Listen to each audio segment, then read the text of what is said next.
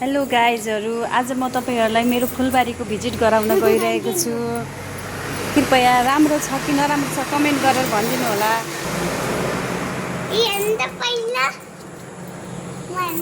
मेरो छोरीले भिजिट गराउँछिन् है त। यसको नाम के गरे? यसको नाम घिउकुमारी। अनि यसको नाम थाहा छैन है। थाहा छैन है? यसको नाम थाहा छैन, यसको नाम थाहा छैन। यो फुल किन राखेको भनिदिउँ गाइस? यो राम्रो देखाउनको लागि राखेको।